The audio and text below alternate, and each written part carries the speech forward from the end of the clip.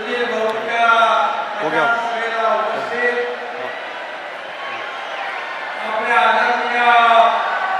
प्रधानमंत्री महोदयांचं या ठिकाणी थोड्याच वेळात आगमन होत आहे। आपण सगळ्यांनी स्वागतासाठी सज्ज राहा। आज सुधीर भाऊंच्या प्रजासभेला उपस्थित आमचे सहकारी राज्याचे उपमुख्यमंत्री देवेंद्र फडणवीसजी, आठवले साहेब, व्यासपीठावरील सर्व सन्माननीय मान्यवर आणि उपस्थित खासदार, आमदार आणि महायुतीचे सर्व पदाधिकारी, खरं म्हणजे आज प्रभू रामाच्या पदस्पर्शाने पावन झालेली भूमी आणि या भूमीवर प्रभू रामचंद्रांचा आशीर्वाद मिळालेले आपले जगामध्ये सगळ्यात नंबर 1 ची लोकप्रियता असलेले आणि यशस्वी प्रधानमंत्री नरेंद्र मोदीजी यांची सभा, पहिली सभा इथं होते। सुधीर भाऊ, आपण भाग्यवान आहात। आणि महाराष्ट्रामध्ये पहिला प्रचाराचा नारळ चंद्रपूरमध्ये फुटतोय। हा केवळ योगायोग नाही, तर ही विजयाची आपली नांदी आहे। आणि म्हणून मी सुधीर भाऊंना शुभेच्छा देतो।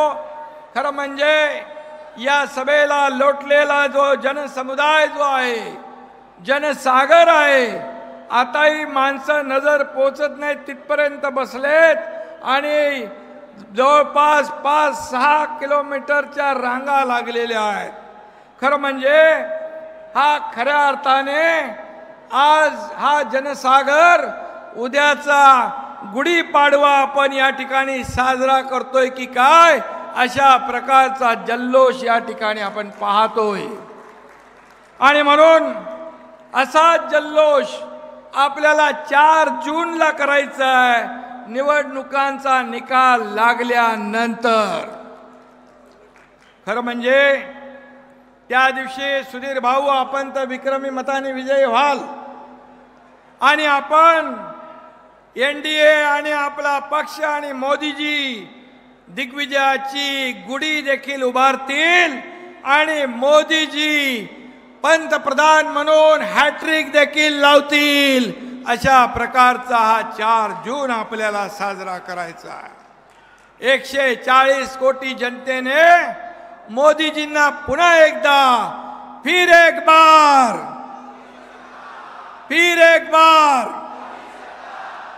140 कोटी देशवासियांनी ही गॅरंटी घेतलेली आहे। आज मार्केटमध्ये, देशामध्ये जशी मोदी गॅरंटी चालते आणि इतर लोकांच्या गॅरंटीवर कोणी भरोसा करत नाही, त्याच मोदीजींना देशवासियांनी पुन्हा एकदा प्रधानमंत्री बनवण्याचा निश्चय केलाय, संकल्प केलाय, निर्धार केलाय। आणि म्हणून आज आपण पाहिलं, मगाशी सुधीर भाऊ म्हणाले, UPAच्या काळामध्ये आपला देश काय परिस्थितीमध्ये होता, दहशतवादी हल्ले, भ्रष्टाचार, घोटाळे, बॉम्बस्फोट, दंगली, अशा गोष्टींनी त्रासलेला आपला देश देखील लोकांनी पाहिला आहे।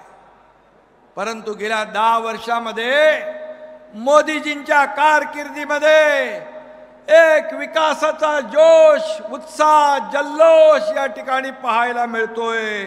नवा जोश, नवं चैतन्य निर्माण करण्याचं काम आपल्या आदरणीय प्रधानमंत्री मोदीजींनी केलेलं आहे।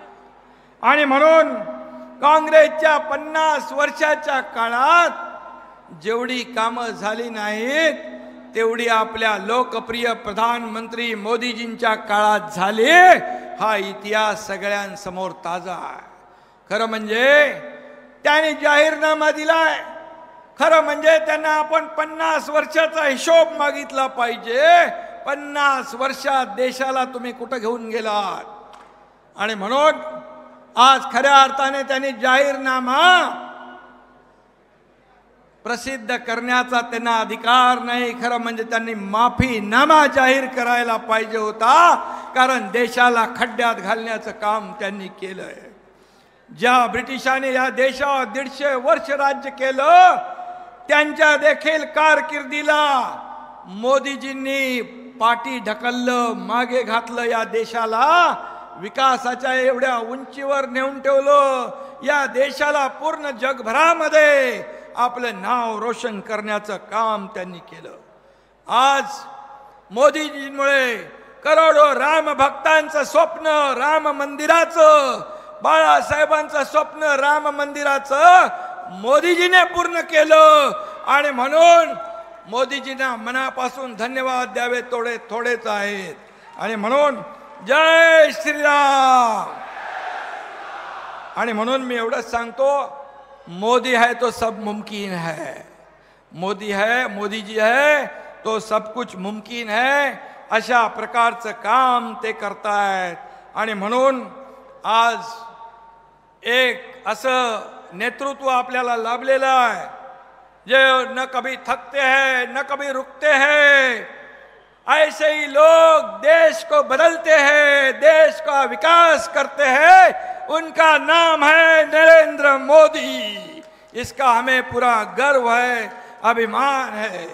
आणि आपल्या सगळ्यांना त्याचा अभिमान आहे. आज जगभरातले प्रमुख राष्ट्रपती असतील, राष्ट्राध्यक्ष असतील, प्रधानमंत्री असतील, कोणी मोदीजींना बॉस बोलतात, कोणी वाकून नमस्कार करतात, कोणी गळा भेट घेतात. हे कधी चित्र आपण पाहिलं नव्हतं. आणि म्हणून देशाची खऱ्या अर्थाने एक प्रगती करणारा हा नेता आपल्याला लाभलेला आहे. आणि दुसरीकडे काय ना, त्यांच्याकडे झेंडा ना अजेंडा. त्यांचं एकच आहे, कट, कमिशन आणि करप्शन. करप्शन फर्स्ट, आपल्याकडे मोदीजींकडे नेशन फर्स्ट. हे फरक आहे. हा फरक आहे. आपल्याकडे अजेंडा आहे देशाच्या विकासाचा, देशाच्या प्रगतीचा. आणि म्हणून आज आपण या ठिकाणी मोदीजींना ऐकायला आलोय.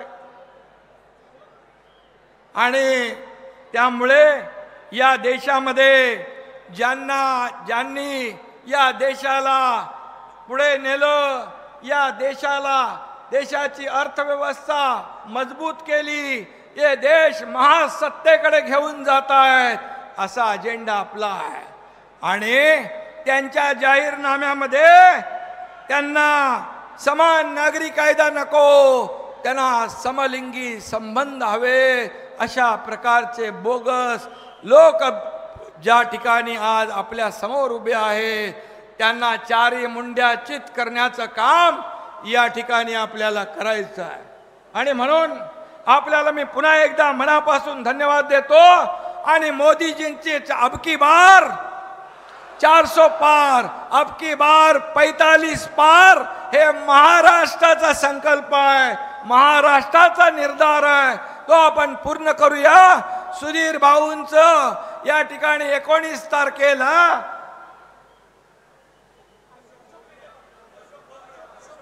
आणि अशोक नेते यांचा देखील 19 तारखेला कमळावरच्या निशाणीचं बटन दाबून आपण रेकॉर्ड ब्रेक मतांनी विजयी करूया. धन्यवाद. जय हिंद, जय महाराष्ट्र.